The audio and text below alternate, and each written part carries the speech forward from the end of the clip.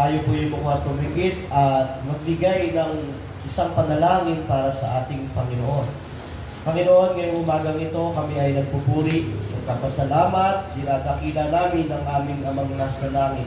Sa umagang ito ng aming pag-aaral, gabayan mo kami at patnubayan, samahan Panginoon at itanim mo sa puso at isip namin ang aming mga matututunan at magbigay ito ng kalakasan, katatagan ng pananampalataya sa aming buhay. Ito ang aming panalangin sa pangalan ng Panginoong Jesus. Amen. Makakaupo na po ang bawat isa.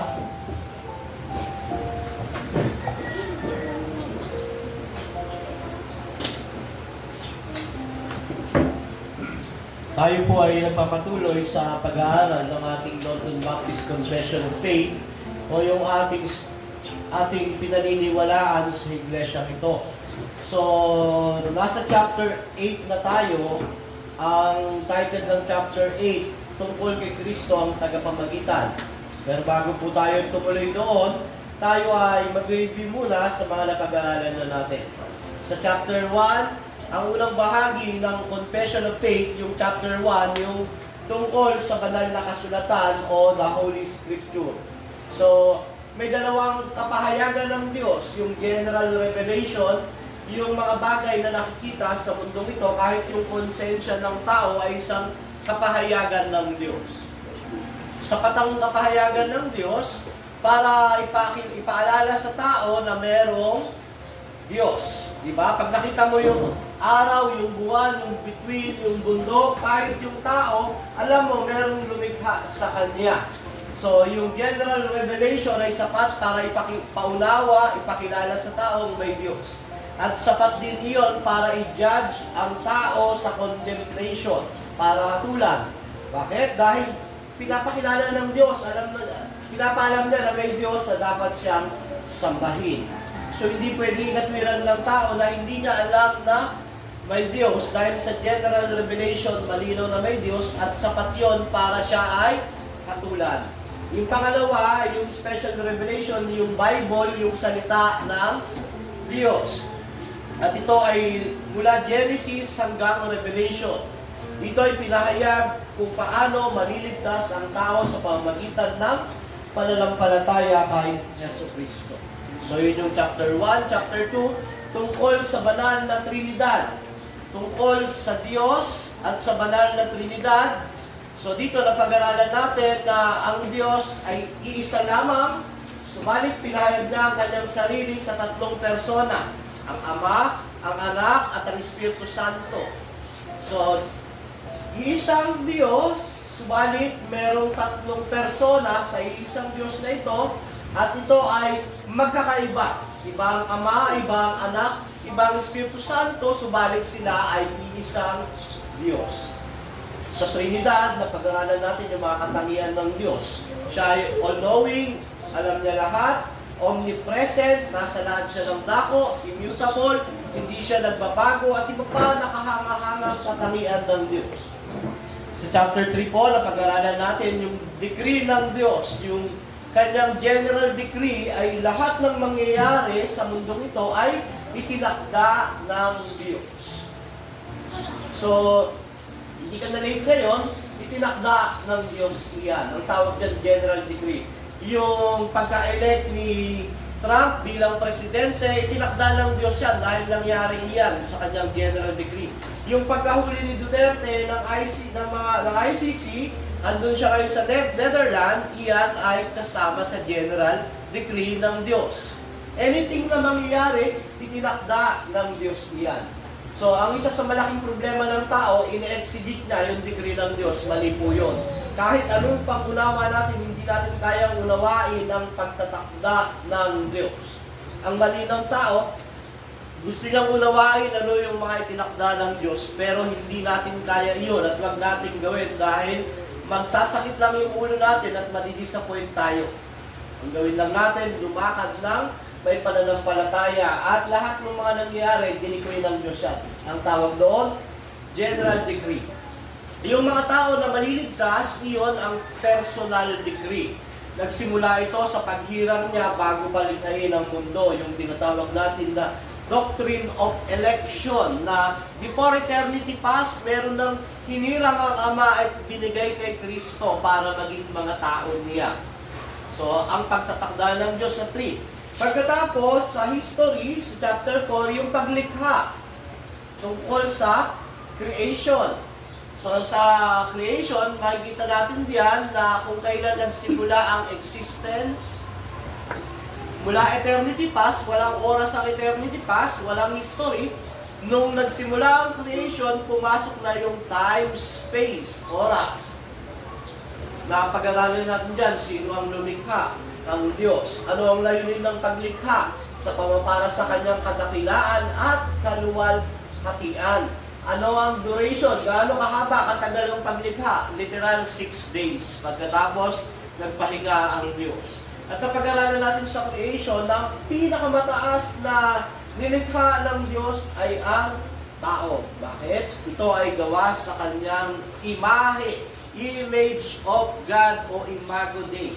Pag sinabing image of God, meron siyang mind, will, emotion, merong mga katangian ng Diyos na ibinigay sa Kanya.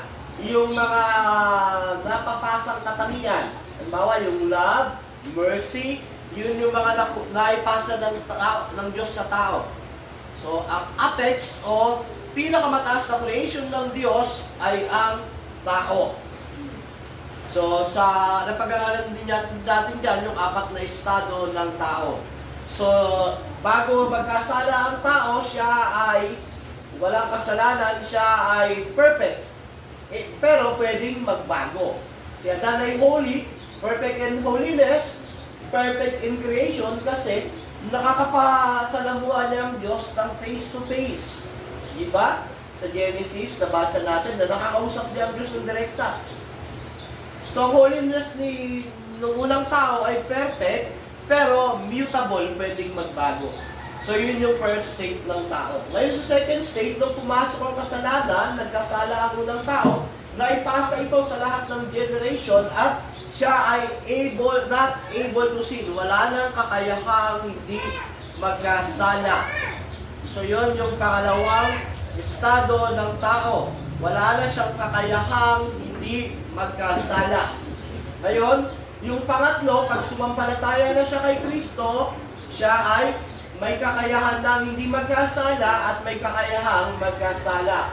Ang tawag doon ay nandun siya sa parte na, kalimutan ko yung language, pero yun yung pangatlo. Pang-apat ay pag dumating na yung eternity, eternal life, buhay na walang hanggan, wala na siyang kakayahang magkasala. Isang perpektong mundo na walang kasalanan. So yung 4 na estado. At binalanse ng Diyos ang creation sa pamagitan ng kanyang tipan. Panglima po, yung divine na providence. Ang providence, yung pamamahala ng Diyos sa lahat ng kanyang nilikha mula simula hanggang katapusan ng daigdig. Pinamamahalaan ng Diyos ang kanyang creation from sinimulan niya ito hanggang matapos ang mundo.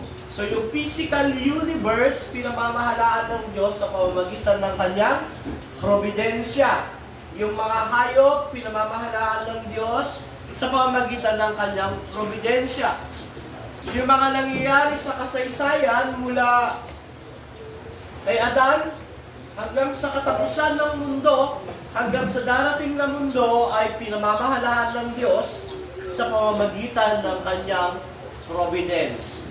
Yung buhay ng bawat isa sa atin, pinamamahalaan ng Diyos sa pamamagitan ng kanyang providensya. Kahit po yung pinakamaliit na detalye, yung mahulog yung buhok mo sa lupa, under ng providensya ng Diyos iyon.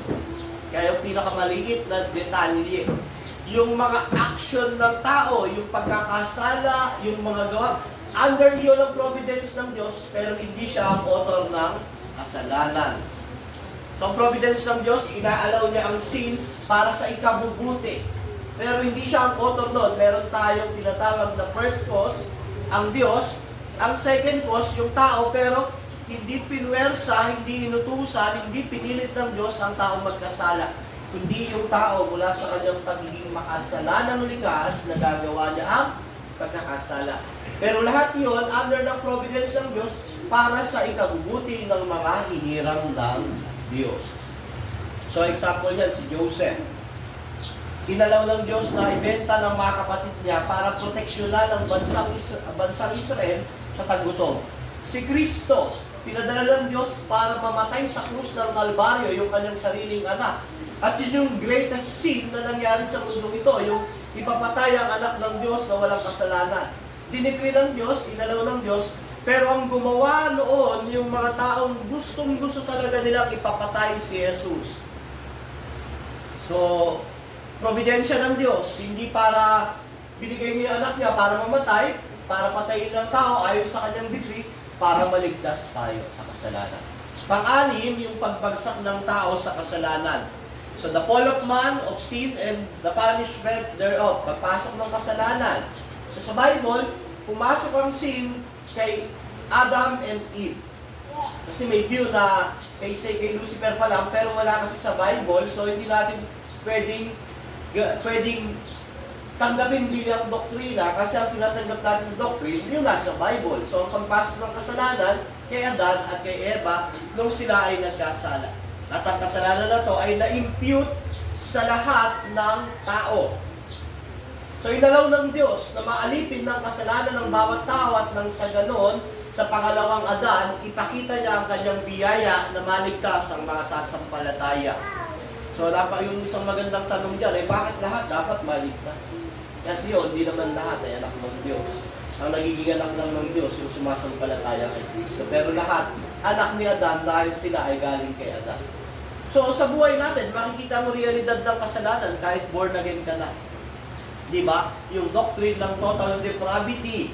Kahit born again ka na, yung isip mo masama, nag-iisip ng di maganda.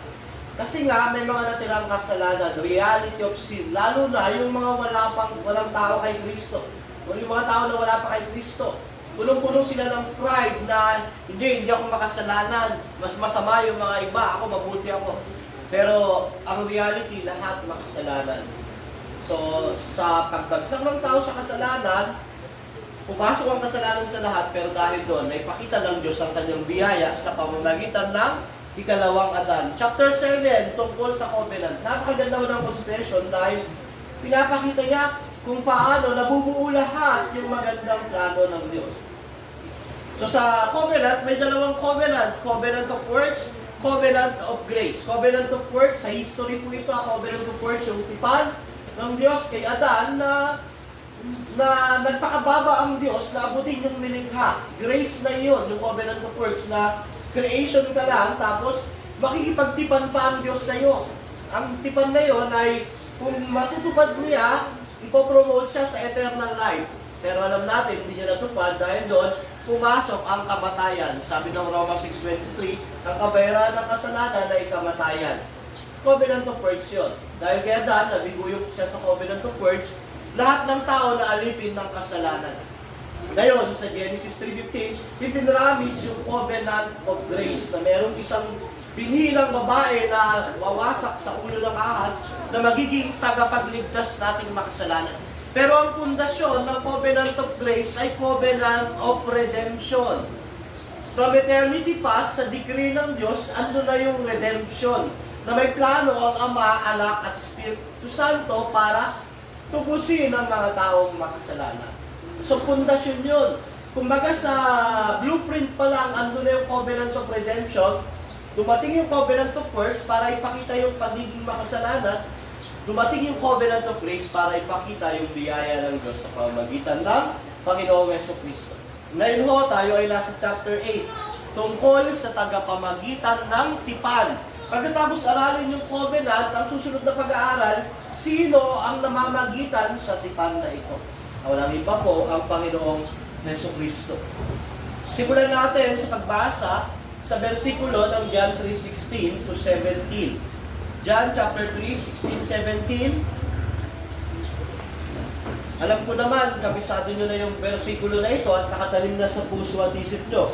Sabi sa John 3, 16, 17, sapagkat gayon na lamang ang pag-ibig ng Diyos sa katauhan, Kaya binigay niya ang kanyang kaisa-isang anak upang ang sino mang sumampalataya sa kanya ay hindi mapahamak, kundi magkaroon ng buhay na walang hanggan. Sinugo ng Diyos ang kanyang anak hindi upang katulang maparusahan ng mga tao, kundi upang iligtas ang mga ito sa pamamagitan niya. Sa John 3:16, sa simpleng salita, dahil sa pag-ibig ng Diyos, ibinigay ang kaisa-isang anak.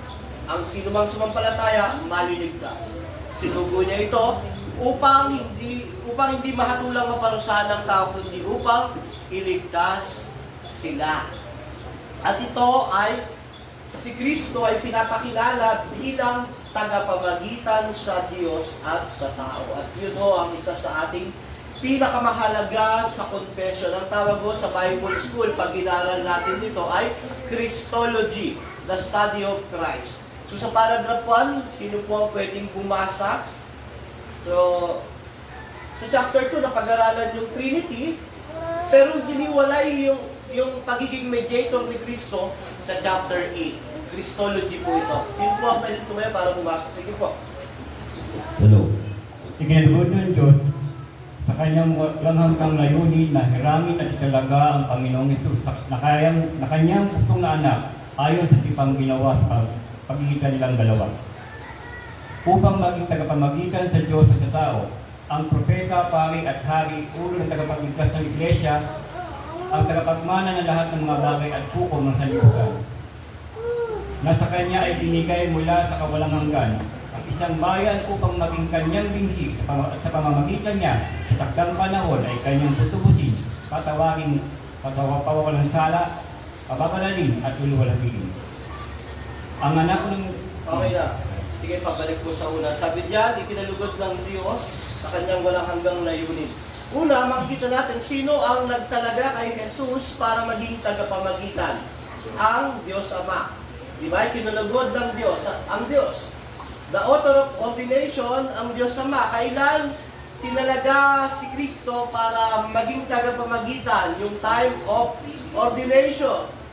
Nangyari po ito noong eternity past. Sabi diyan, kinalugod ng Diyos sa kanyang walang hanggang layunin. From eternity past, kinalaga ng Diyos si Kristo. Para saan? Para maging tagapamagitan sa Diyos at sa tao sa kanyang tipan. Nairangin at italaga ang Panginoong Hesus na kanyang bugtong na anak ayon sa tipang ginawa sa pagitan nilang dalawa. Yung ama, yung anak, nagkaroon sila ng tipan. Ngayon, ipinadala si Kristo sa tipan na to. Ano yung tipan ng ama at ng anak? Covenant. Ano na? Ano yung naging covenant ng Father and Son from eternity past? Covenant of Redemption. Doon ay nag-usap sila at yun ang dahilan bakit ipinadala si Kristo para maging tagapamagitan. Ano yung karakter ng ordination? Sundod mo na. Para siya ay maging pari, propeta at hari. Yan o, upang maging tagapamagitan sa Diyos at sa tao. Ang propeta, ibig sabihin siya ang mismong salita ng Diyos, tagapamagitan sa salita ng Diyos at sa tao. Bilang pari, tagapag-alay at alay. Bilang hari na mamumuno at tagapagtanggol nila mula sa kasalanan at sa diablo. Ano ang purpose ng pagtalaga sa kanya? Bilang tagapagligtas ng kanilang kasalanan. Sabi diyan, tagapagligtas ng iglesia. Ang iglesia ay tayo. At ang tagapagmana ng lahat ng bagay at hukom ng sanlibutan. So, ang doktrina ng pagiging tagapamagitan ni Kristo ay malalim at mahiwaga. Subalit, lagi nating alalahanin yung simpleng ebanghelyo.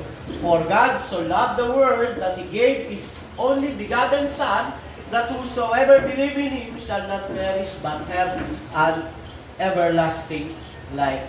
Si Jesus ay nandun na ng simula.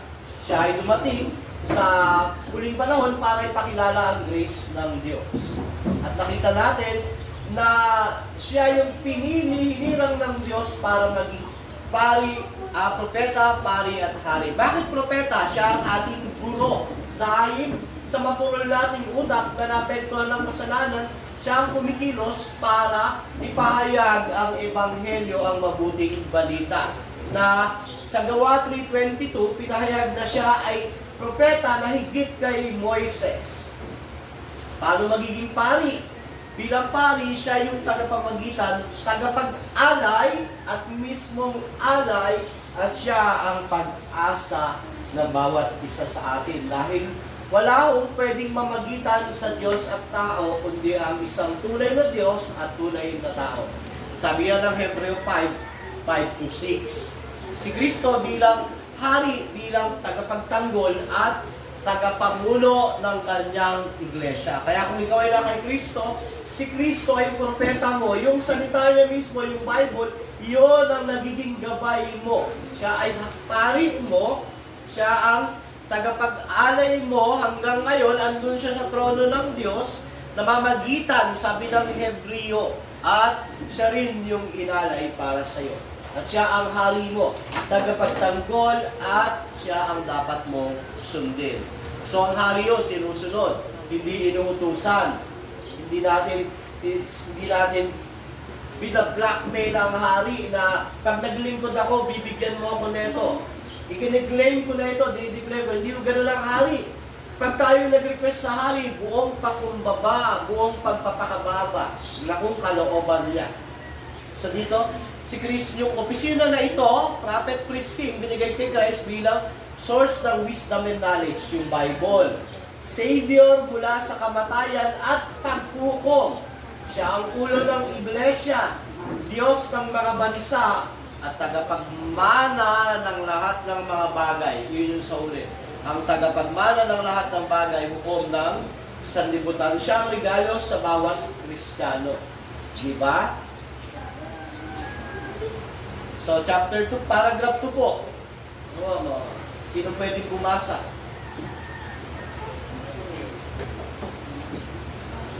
Hello.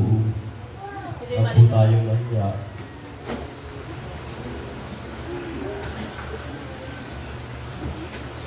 Ang anak.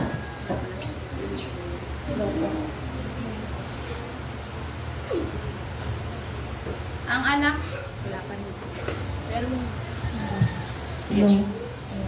Ang anak ng Diyos, ang ikalawang persona sa banal na Trinidad, na tunay at walang hanggang Diyos, ang kaningningan ng kaluwalhatian ng Ama, kaisang kabuuan at kapantay niya na lumikha ng sanlibutan, nagpapanatili at namamahala ng lahat ng mga bagay na kanyang ginawa, tagapanatili at namamahala ng lahat ng mga bagay na kanyang ginawa nang ganap na malubos ang panahon. Siya ay umako ng likas ng tao, taglay ang lahat ng kailangan ng mga katangian at karaniwang mga kainaan nito. Ngunit walang kasalanan, siya ay pinagbuntis sa pamamagitan ng banal na Espiritu sa sinapupunan ng Birheng si Maria. Ang banal na Espiritu ay bumaba sa kanya at nililiman ni siya ng kapangyarihan ng kataas-taasan. Kung kaya siya ay pinanganak ng isang babae mula sa lipi ni Juda, sa binhi ni Abraham at David, ayon sa mga kasulatan, upang ang dalawang ganap, sakdal at magkaibang mga likas ay di mapaghihiwalay na pinag-isa sa iisang persona. Ayan, yung pagkakatawang tao ng Panginoong Jesucristo. Yung incarnation ng mediator. Yung, di ba nagplano ang Ama at ang Anak. Ngayon, ipinadala niya. Nung pinadala siya ay nagkatawang tao. Ang tawag mo doon ay doktrina ng incarnation. Kaya pag Pasko, ang lagi niyong tandaan, doctrine of incarnation, ang pagkakatawang tao ng tagapamagitan. Sino ang nagkatawang tao? Ang Diyos Anak. Iba po ang Diyos Ama at Diyos Anak. Ang Diyos Ama ay hindi nagkatawang tao, gayon din ang Diyos Espiritu Santo. Ang nagkatawang tao ay ang Diyos Anak. Kaya minsan mababasa niyo sa Bible na sinasabi ni Jesus, mas dakila sa akin ang Ama. Bakit po? Dahil siya ay naging tao. Yung pagiging tao niya, subject iyon sa pagsamba sa Diyos. Kaya minsan tinatawag ni Jesus yung Ama na kanyang Diyos. Dahil bilang tao, siya ay under ng authority ng Diyos Ama. Pero bilang Diyos, pantay sila. So si Kristo, isang persona, pero may dalawang kalikasan o dalawang likas. Tunay na Diyos at tunay na tao. Ang nagkatawang tao, ang God, the Son. Kailan siya nagkatawang tao? Sabi diyan, ng usog mga mani. Ayan, nagkatawang tao siya ng ganap na malubos ang panahon. Si Kristo, yung kapuspusan ng Ama, kaningningan ng Ama, anak ng Diyos, nagkatawang tao nung ganap na malubos ang panahon. Sabi nga dyan ni Isa, pag sa takdang panahon, sino pa rin? Si Isa, si Yaya Tagbala, sa takdang panahon, nagkatawang tao ang Panginoong Jesucristo. May tanong, Pastor, bakit yun ang takdang panahon? Bakit hindi ngayong panahon natin? Bakit hindi bago yung panahon na? Hindi ko po alam. Kasi ang Diyos ang nakakaalam bakit para sa Diyos yun ang takdang panahon. Pero yun ang pinakatamang panahon. So ano yung essence ng pagkakatawang tao niya? Yung Diyos naging tao. God became man. Kaya mabasa mo sa Bible, nagkatawang tao. Naging tao talaga siya. Isang tunay na Diyos at tunay na tao. Pero ang maganda sa sinasabi diyan, siya ay walang kasalanan. Sabi diyan, siya ay umako ng likas ng tao. Philippians chapter 2 po, mababasa niyan. Even though He is God, hindi niya pinagpilitang maging Diyos at hinubad niya yun. Hinubad doon, hindi ibig sabihin na nawala, tinanggal. Kasi yung pagkasali ng gusto lang doon, nilimitahan niya. Nilimit ang pagiging Diyos. So, pag mababasa natin, nung si Kristo ay naging tao, nagugutom siya, nauuhaw, napapagod, nagagalit. So yun ay simbolo ng pagiging tao, namatay siya. Siya ay naging tunay na tao. Yung pagiging Diyos niya ay hindi niya ginamit nung siya ay nabubuhay sa mundong ito. Umasa siya sa kapangyarihan ng Espiritu Santo. Siya ay tunay na Diyos, tunay na tao na umaasa sa power ng Holy Spirit. So, nakita natin na ang resulta ng pagkakatawang tao ni Kristo, siya ay tunay na Diyos at tunay na tao sa isang persona. Wala akong ganito na nabubuhay ngayon maliban sa Panginoong Yesus. At lagi ko akong sinasabi, bakit kailangan magkatawang tao ng Diyos? Para maging tagapamagitan sa Diyos at sa tao. Hindi mo nawala ang pagiging Diyos niya nung naging tao siya. Nilimit, kinuha niya lang, kumbaga nilimit niya. Halimbawa, yung anak ni Bill Gates, titira dito sa squatter area. Pero anak pa rin siya ni Bill Gates, mayaman pa rin siya, makapangyarihan, hindi niya gagamitin yun. Kakainin niya yung kakainin ng mga tao sa squatter area. Bagamat hindi magandang ilustrasyon yun, kasi human illustration, pero yun lang naisip ko na para ilarawan si Kristo, isang tunay na Diyos na lumikha sa mga tao, magiging tunay na tao, nararanasan niya, at may pamumuhay niya yung mga nararanasan ng tunay na tao. Sa John 1:1, pinapakita ang kanyang pagka-Diyos. Napasimula ay ang salita ay kasama ng Diyos at ang salita ay Diyos. Sa John 1:14, pinapakita yung pagiging tao ng Panginoong Jesucristo. Sabi, and the Word became flesh and dwelt among us. Ang salita ay naging tao at nakipamuhay kasama namin. Sabi pa sa 17, nakita namin ang kaluwalhatian ng Ama na puno ng biyaya at katotohanan. So nakita natin si Kristo bilang tunay na Diyos at tunay na tao. Sa Council of Chalcedon, napakalaking issue niya. Na ang problema ho ng mga unang mananampalataya noon, hindi sila naniniwalang tao si Kristo. Ngayon, at ang problema, hindi naniniwala ang mga kulto na Diyos si Kristo. Pero dati ang problem ng mga unang mananampalataya, hindi sila naniniwala na tao si Kristo. So sa Council of Chalcedon, noong 451, pinag-usapan niya, napag-aralan natin na sa Council of Chalcedon, nabuo ang isang statement tungkol kay Kristo. Na si Kristo ay isang persona na merong dalawang kalikasan.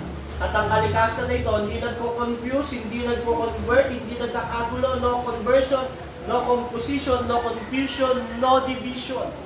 Hindi nag-aaway, yung parang split personality, hindi. Smooth na smooth yung pagiging Diyos at tao niya sa loob ng isang persona. At hindi tayo naligtas ng pagiging Diyos ni Kristo. Hindi rin tayo naligtas ng pagiging tao ni Kristo. Naligtas tayo ng persona ng Panginoong Jesucristo bilang isang Diyos at isang tao. Isang Diyos, isang tao, Panginoong Jesucristo, isang persona. So sa kanyang pagiging tao, meron siyang sariling kaluluwa, yung mind, will, emotion, saka sariling, yung kanyang katawan ay tao. Sa kanyang pagiging Diyos, meron siyang God's will at yung espiritu niya ay sa Diyos. So hindi walang confusion yun, walang division yun. Pero mababasa mo sa Bible na nung bagong mapako sa krus si Kristo, sabi niya, Ama, alisin mo ang saro na ito. So, yun yung mind niya bilang tao na alam niya yung pasakit. Pero, yung sunod sinabi niya, ang kalooban mo ang masunod. Yun ang God's will. So, nakikita po natin, si Kristo ay isang persona, pero dalawa ang kanyang kalikasan. Tunay na Diyos at tunay na tao para maging tagapamagitan. Paragraph 3 po.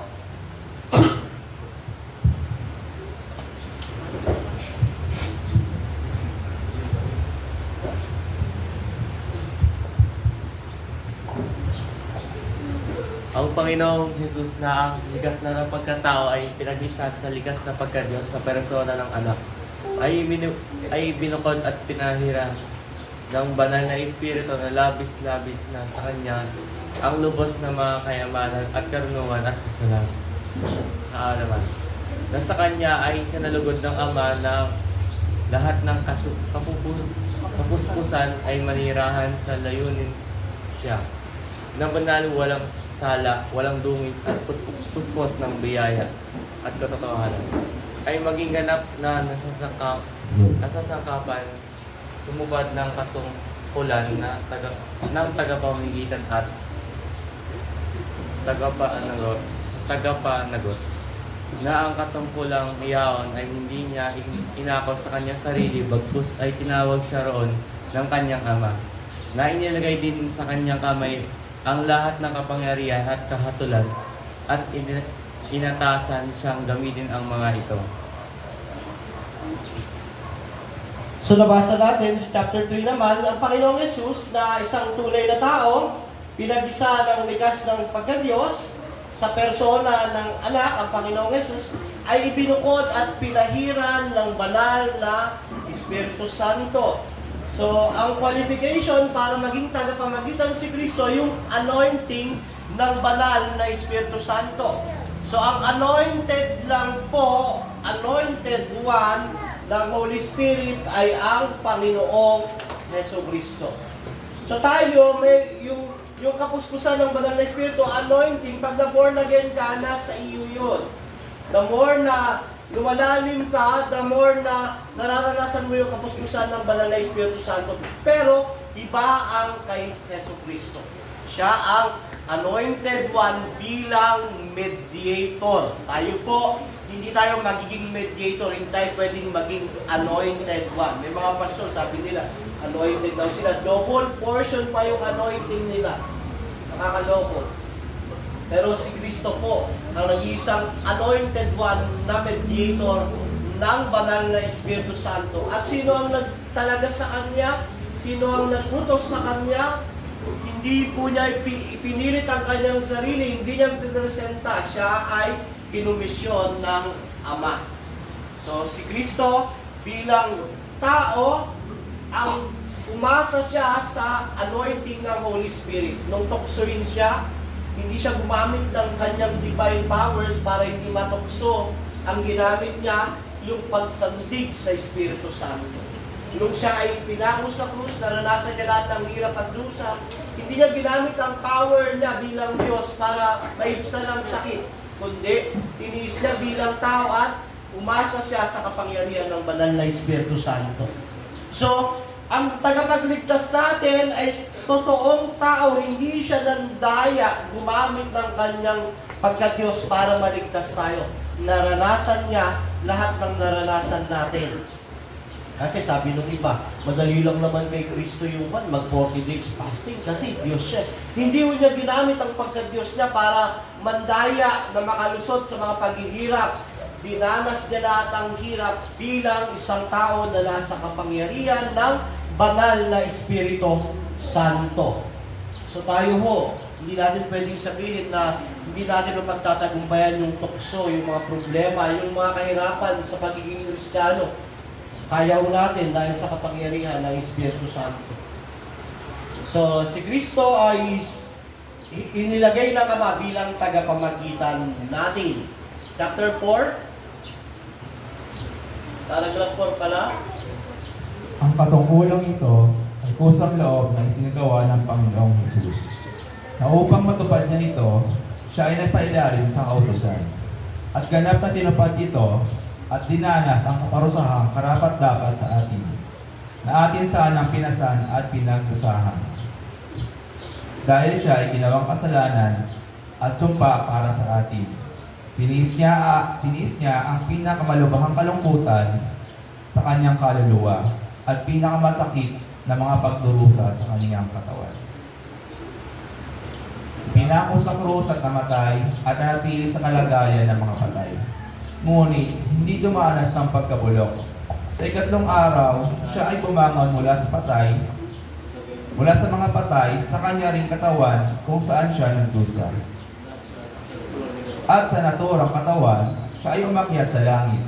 At doon ay umupo sa kanan ng kanyang Ama na namamagitan. At babalik sa katapusan ng mundo upang hatulan ang mga tao at mga anghel. So, diyan, pinilit ang Panginoong Jesus, a willing mediator, hindi siya pinwersa para maging tagapamagitan. Kusang loob niyang isinagawa. At nung naging tao siya, siya ay sumunod sa buong kautusan. Moral law, ceremonial law, sacrificial law, lahat yun pinerfect ni Christ. Moral law, yung 10 utos, hindi niya na-violate kahit isang beses no. Yung ceremonial law, 8 taon pa lang siya, tinuli na siya. Nung panahon na siya ay binata na, siya ay nagpabautismo kay John the Baptist para sundin ang kautusan. At siya yung naging alay kung paano ang mga alay sa lumang tipan ay namamatay, siya ay namatay para sa kasalanan ng tao. So tinupad ni Kristo ang kautusan, hindi lang niya bukod doon, nagpailalim siya, ganap na tinupad ito, dinanas niyang parusang karapat-dapat para sa atin. So, naranasan niya yung naranasan niya yung pinakamalubhang kalungkutan ng kanyang kaluluwa, pinakamasakit na mga pagdurusa sa kanyang katawan. Yung parusa na para sa atin, dinanas ni Kristo sa krus ng Kalbaryo at doon sa pagkawalay niya sa kanyang Ama dahil sa kasalanan. Kasi sabi diyan, siya ay ginawang kasalanan at sumpa para sa atin. 2 Corinthians ay 2 Corinto 5:21. So dito yung pagdurusa ng kaluluwa, mind, will, emotion niya ay naranasan niya nung panahon ng siya ay nakapako sa Matthew 27:46. Sabi niya, iling, labas sa baktali, oh my God, why have you forsaken me? Naranasan ng kanyang pagiging tao yung puot at galit ng Diyos. So, naiintindihan niyo na yung, my God, why have you forsaken me? Mamaya sabihin ng iglesia, o kita mo, tumatawag siya sa Diyos. Di ba? My God. Oo, dahil siya nga ay naging tao. Bilang tao, siya ay under ng authority ng Diyos Ama. Pero sa kabila nun, siya ay isang tunay na Diyos. Kaya dito, naranasan niya yung paghatol, yung pagdurusa. Kaya sinabi niya, bilang tao, my God, why have you forsaken me? At siya ay nabuhay. Isang buhay na Pinako sa krus, namatay, nanatili sa kalagayan, ngunit hindi siya nabulok. Sa ikatlong araw siya ay bumangon. So, yung tagapagligtas, yung mediator ay hindi nanatiling patay. Yun ang pinakamaganda sa lahat. Dahil kung hindi siya nabuhay, wala tayong kaligtasan. Sabi ng unang Korinto 15:3-4. Namatay siya sa ating kasalanan, nilibing, nabuhay, at nung makatlong araw. So, dito, sabihin nila, hindi naman nabuhay yan eh. Kwento lang ng mga alagad. Meron kong mga testimony. At tignan nyo, ang mga alagad, nung namatay si Kristo, backslider na. Bumabalik na sila sa dati nilang buhay. Actually, wala na nga, napalungkot nga sila dahil namatay yung inaasahan nilang Mesaya. Pero nung nabuhay si Kristo, nakita nila, alam nyo ho, kahit mamatay sila, hindi na sila umatras sa pananampalataya. Kung hindi totoong nabuhay si Kristo, walang tao ang mamamatay para sa kasinungalingan. Pero lahat po, wala kayong mababasa sa kasaysayan na alagad ni Jesus na sasabihin na hindi totoo ang pagkabuhay. Lahat sila pinatunayan iyon at handang mamatay para doon. At ang kwento ho ni Thomas sa John 20:25-29 na nung linggo na yun, nakita ng mga alagad si Jesus, absent si Thomas. Baka maraming ginagawa. Ngayon, sabi ni Tomas, maniniwala na ako pag nailusot ko yung kamay ko sa kanyang tagiliran at sa gitna ng kanyang palad. So, nung sumunod na linggo, so si Lord hindi nagpakita ng Lunes sa Sabado. Ito ipakita yung kahalagaan ng Lord's Day. So, after Sunday, sunod na Sunday, nagpakita sa Panginoon kay Tomas. At sabi ni Tomas sa John 20:28, Panginoon ko at Diyos ko. So, yun ang proof. At siya ay umakyat sa langit. At dito, siya ay nananatiling tagapamagitan. Sabi diyan, umakyat siya sa langit, doon ay umupo sa kanan ng kanyang ama. Hindi yung literal na nasa kanan yan. Isa lang ang nasa trono, ang Panginoong Jesucristo. Pag sinabing kanan, figurative yan, simbolo ng power, yung power and authority ng Diyos Ama, inupuan niya bilang Diyos Anak. At sabi, namamagitan hanggang ngayon sa atin. Hindi nagpapahinga.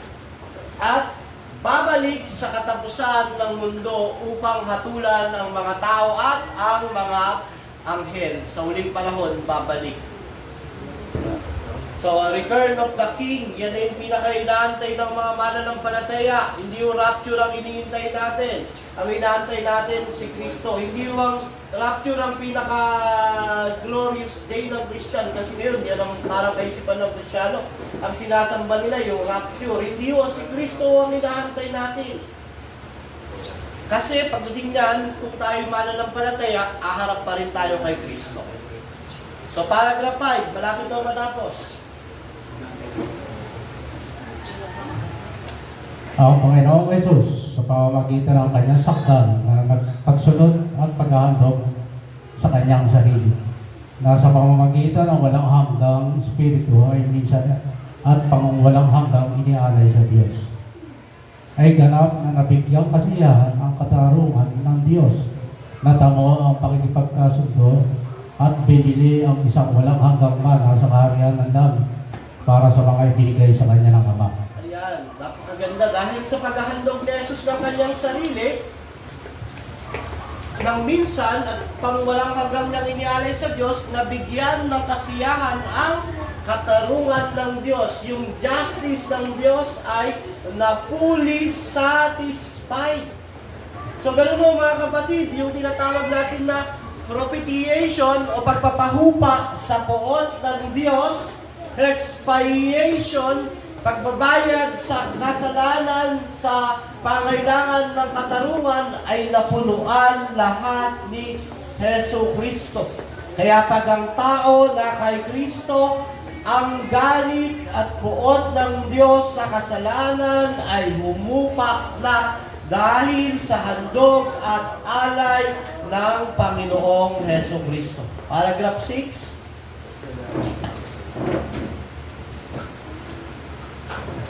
Paragraph 6.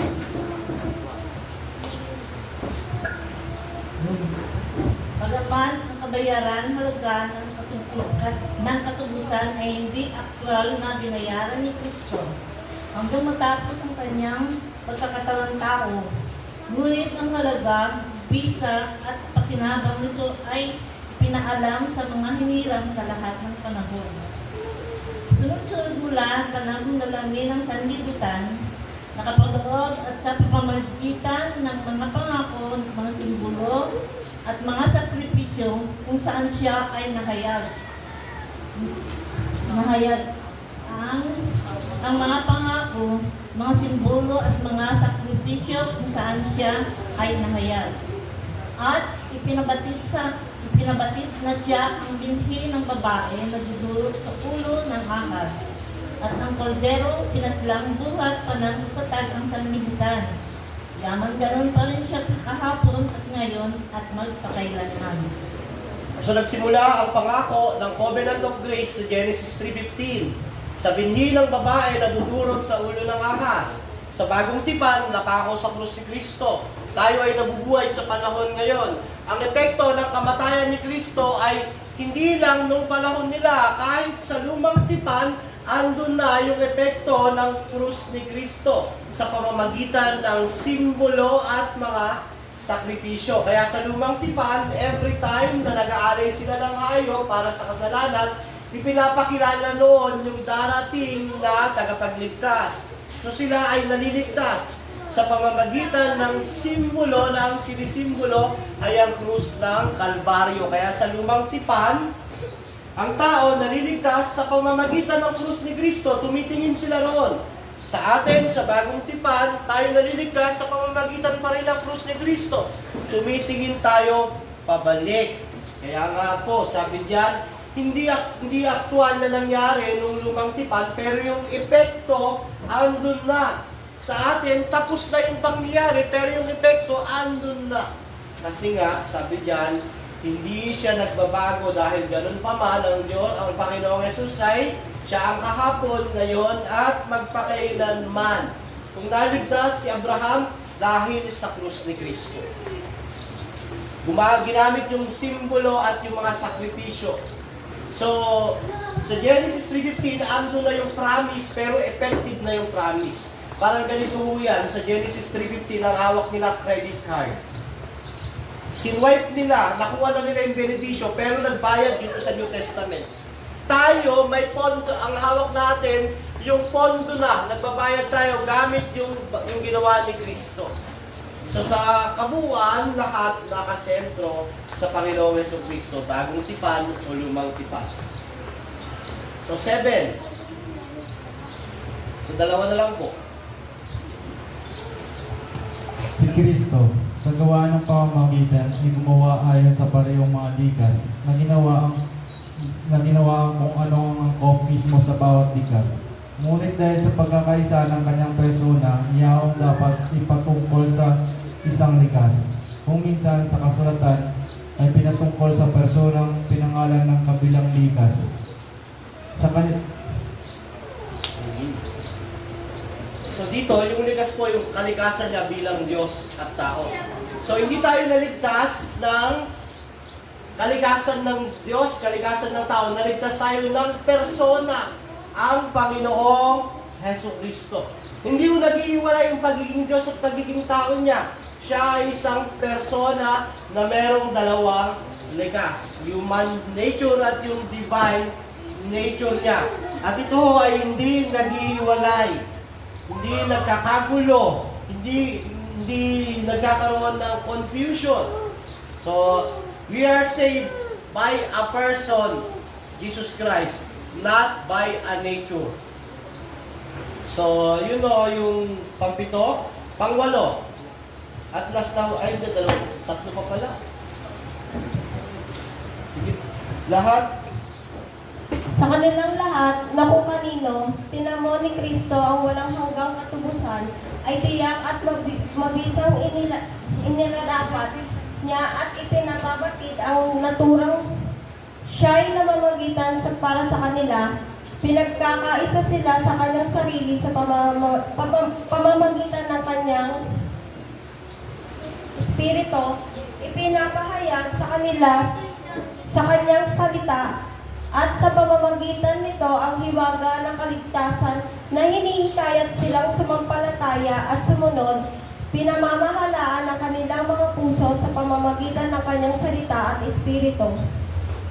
At pinagtatagumpayan ang lahat ng kanilang mga kaaway sa pamamagitan ng kanyang dakila sa lahat na kapangyarihan at karunungan.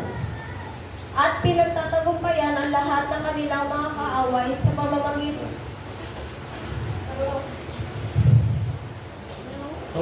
ng kanyang dakila sa lahat na kapangyarihan at karunungan. Naulit, sa paraang pinakasang-ayon sa kanyang kahanga-hanga at di Nalirib ng pamamahala. na pamamahala. Ang lahat ng ito ay ayon sa malaya. Ang lahat ng ito ay ayon sa malaya at lubos na biyaya nang walang anumang kondisyon na paunang nakita sa kanila upang matamo ito. So ang pagpapatuloy ng pagiging tagapamamagitan ni Kristo ay nananatili hanggang ngayon. Mula noon hanggang ngayon, nananatili ang pamamagitan ni Kristo. Siya ay nananalangin para sa atin. Pinapahayag niya ang hiwaga ng kaligtasan sa bawat sumasampalataya sa Kanya. Sinihikayat niya na maniwala at sumunod ang mga mananampalataya. Pinamamahalaan niya sa pamamagitan ng Kanyang salita at espiritu ang puso ng mga mananampalataya at pinagtatagumpayan niya ang mga kaaway nila sa pamamagitan ng Kanyang kapangyarihan at katalinuhan. Lahat po yun gawa ni Kristo kung bakit tayo nagtatagumpay bilang mananampalataya. At hanggang ngayon, namamagitan siya. At ito yung administrasyon ng Covenant of Grace bilang siya ang tagapamagitan dito. Chapter 9, paragraph 9. Ako na po babasa, konti na lang yan. Ang katungkulang ito ng tagapamagitan sa Diyos at sa tao ay angkop lamang kay Kristo, na siyang propeta, pari at hari ng Iglesia ng Diyos. Alinman na ang kabuuan o anumang bahagi nito ay hindi maaaring ilipat sa iba mula sa Kanya. Wala akong ibang tagapamagitan kundi si Kristo. Dahil siya lamang ang Diyos na nagkatawang tao. Hindi pwedeng maging tagapamagitan si Maria. Hindi pwedeng maging tagapamagitan ng Papa. Hindi pwedeng maging tagapamagitan ng pastor. Wala akong maaaring umangkin ng titulo ng mediator o tagapamagitan kundi ang Panginoong Jesucristo. Dahil ang tagapamagitan dapat isang propeta, isang pari, at isang hari.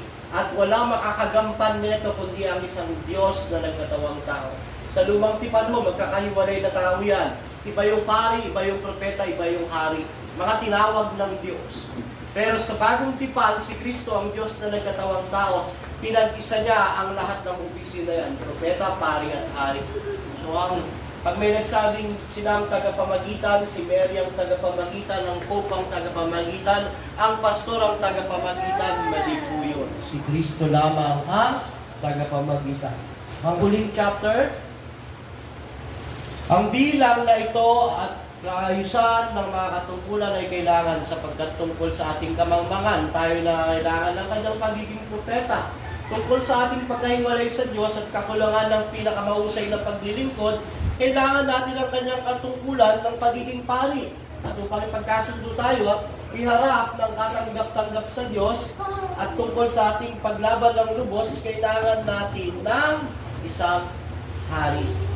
Sinyorkat ko na lang. So, yung tatlong opisina na iyon, kailangan natin. Bakit? Dahil sa ating kamangmangan, kailangan natin ng isang propeta na magiging taga-turo sa atin, taga-bigay ng wisdom ng salita ng Diyos. Dahil sa ating kasalanan, kailangan natin ng isang pari para ihaharap tayo sa Diyos. At dahil sa ating mga kahinaan, kailangan natin ng isang hari para magtatanggol at magliligtas sa atin. So ang summary po, Christ is our prophet, teacher, priest, mediator, at nag-isang pag-asa, hari, defender, and ruler. So ang mga tao na sumasampalataya kay Kristo, biyaya ng Diyos sa atin si Kristo. At tayo ay mahalaga, yung church, mahal na mahal ng Diyos dahil binigay niya ang kanyang anak bilang regalo at yung church naman, regalo naman ng Ama sa anak. So, napakalago mo yan. Si Jesus bilang puspos ng Espiritu Santo ay namuhay dito para sa ating mga kasalanan. Para din para sa ating katwiran. Hindi siya self-appointed, siya ay pinili ng Ama at pinuspos ng banal na Espiritu Santo. Siya ay namatay, nilibing, umakyat sa langit, muling babalik para kunin ang kanyang mga hinirang. Any question po?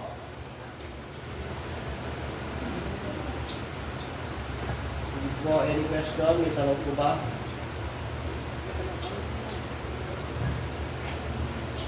May natutunan?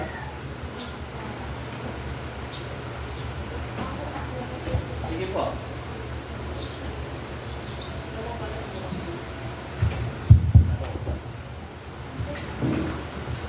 Di po ba nung eternity past, nakaplano na po na maging tagapamagitan siya?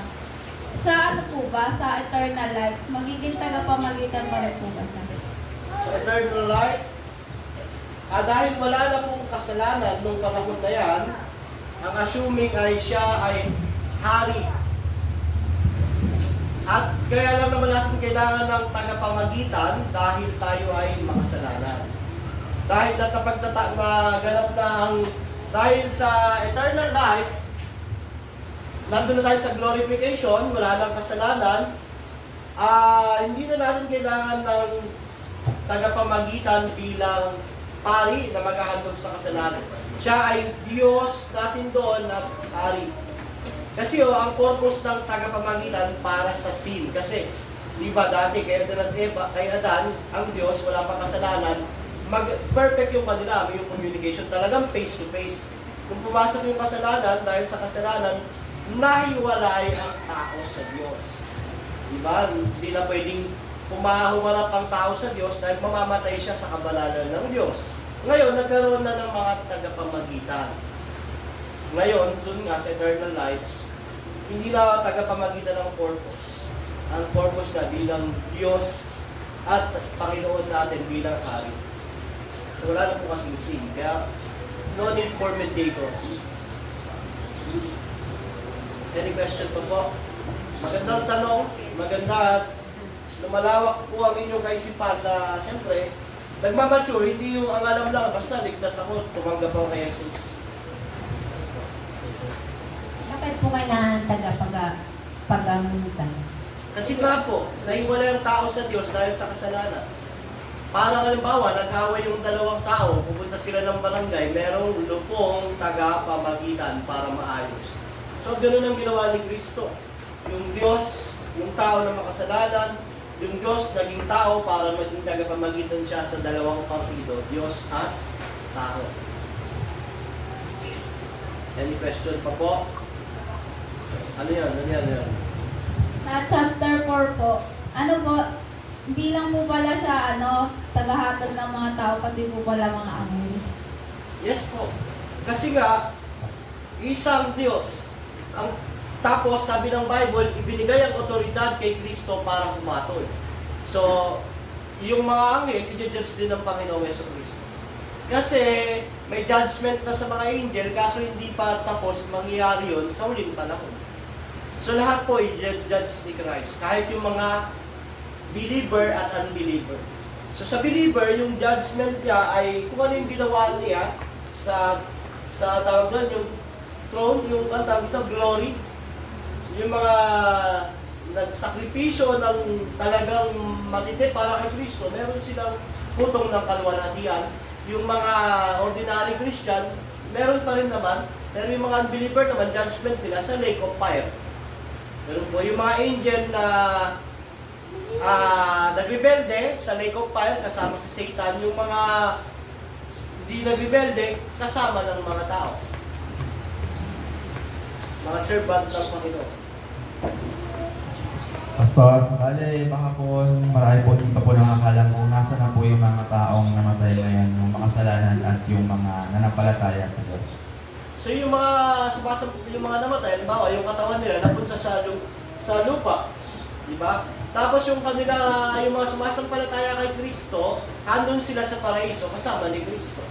Yung mga hindi sumasampalataya, yung katawan nila nasa mundo ng mga patay sa lupa, tapos yung kanilang mind, will, emotion, yung kanilang kaluluwa, nagsimula na yung kaparusahan. Doon sa tinatawag nating Hades ba? Hades? O Hades, yung Tapos, itong Hades na to, pagdating ng huling panahon, itatapon sa impyerno o lake of fire. So, pag namatay ang tao, nagsimula na yung parusa niya pag wala siya kay Kristo. Ngayon, dadagdagan pa yan, pagdating ng judgment, tatapon sa lake of fire. Yung mga na kay Kristo naman, nung namatay, nagsimula na yung kagalakan nila. Ngayon, pag dumating na yung pagbabalik ni Kristo, bubuhayin. Hindi ko alam kung paano yan. Bawa, ikaw ay nasagasaan ng tren, nagkadurog-durog ka, o kaya yung ulo mo, doon, yung katawan mo. Basta ang sabi ng Bible, yung kaluluwa mo, saka yung katawan mo, magsasanig ulit, isang glorified body sa eternal life. Ngayon, sa eternal life, magkasama na ang heaven and earth, isang mundo na walang kasalanan, a perfect world. Ang tawag, may tawag doon na, pero perfectong mundo, wala nang kasalanan.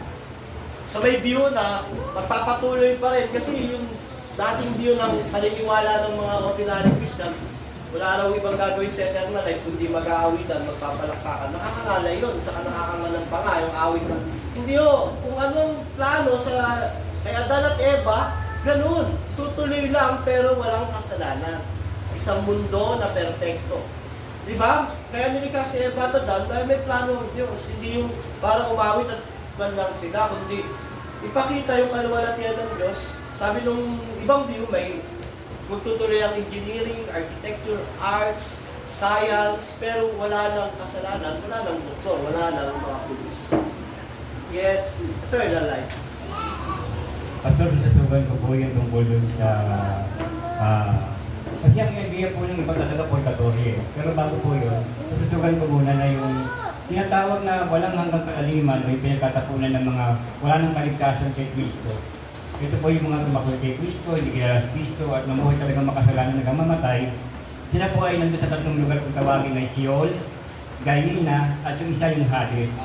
Ito po yung talagang wala ka ng pag-asa. Nandun po ngayon yung tinatawag sa parable ni Jesus Christ na yung mayaman. Si Lazaro at yung mayaman ngayon na nandun sa Sheol, Hades at Gehenna. Gehenna, yun. Tapos ang pangatlong katanungan ko po, ano talaga ang katotohanan tungkol sa kasinungalingan tungkol sa purgatorio? Wala ang purgatorio kasi sabi ng Romans 8:1, ang taong wala nang kahatulan sa mga taong nakipagkaisa kay Kristo. Kung may purgatorio pa, hindi totoo yung Bible. Kasi sa Roma 8:1, wala nang kahatulan sa mga taong nakipagkaisa kay Kristo. Pag na-born again ka, sumunod ka kay Kristo, pag namatay ka, paraiso ka na kasi yung purgatorio, negosyo yan. Nung panahon na pinapatayo ang St. Peter's Basilica, ipinroclaim ni Pope Leo na magkaroon ng ganon, indulihensya, na para makapag-kolekta ng pera, kailangan silang gumawa ng isang teolohiya na yung mga tao pag namatay pupuntang purgatorio at pag magbabayad yung tao, unti-unti tumataas siya papunta sa langit. So ang ginawa ni Tetzel, nung salesman yan, pumunta siya sa Germany at pinagbebenta yung indulensya para sa mga kamag-anak ng mga namatay. Yung kamag-anak nyo, nasa purgatorio, magbigay kayo, pagulog kayo para sila ay mapunta. Ang purpose noon, para mapunta sila sa langit, pag nagbayad sila, yung mga santo, yung kabanalan ng santo na sobra-sobra, ipapasa. Doctrine of supererogation tawag doon. Ngayon, kasinungalingan yun. Nung panahon ni Luther, sabi niya, mali yan. Kasi kung totoo ang purgatorio, ang tao mapupunta sa langit, bakit hindi nila ipamigay ng libre? Kailangan magbayad pa. Diba? Pangalawa, sabi ng Bible, ang taong nakipagkaisa kay Kristo, wala nang kahatulan. Saka unfair ang purgatorio. Halimbawa, mahirap ka, wala kang pambayad. Dito ka sa impyerno. So, hindi yung totoo yan. Makatarungan ang Diyos. Ang pamatay na katarungan ng Diyos, si Yesu Kristo. Pag sumampalataya ka, kahit mahirap ka, kahit mayaman ka, maliligtas ka sa langit. Susugan ko po ulit. Ito po rin sa purgatorio. Siguro pamilyar kayo sa isang malaking simbahan kung saan bago magsimula yung paano ng pare, pagpupuro ng pare o yung bago gusto yung proper na misa, meron po pinabanggit ko na padasal para dun sa mga namayapa. Kung saan ang bawat pangalan na babanggitin po ron sa padasal na yun ay nagbabayad. Hindi po mababanggit sa pulpito yun hanggat hindi nagbabayad yung tao na dasalan. Kaya isa po yun sa bahagi ng natawag nating indulhensya. Pamilyar po kayo kung nandun po kayo sa isang malaking relihiyon. indulgence. So, kat po yun, scam yun, tungkol sa pera yun. Pero yun kasi ay ginamit para may tayo yung pinakamagandang church ng panahon, yung St. Peter Basilica. So, dalawa lang, langit o impyerno. Dalawa lang ang tao, ligtas o di ligtas. Anak ng Diyos, anak ng Diablo. Ganun lang po ang distinction. Either you're kay Christ, sa Diyos, o sa Devi, sa kasalanan. So wala lang pong question.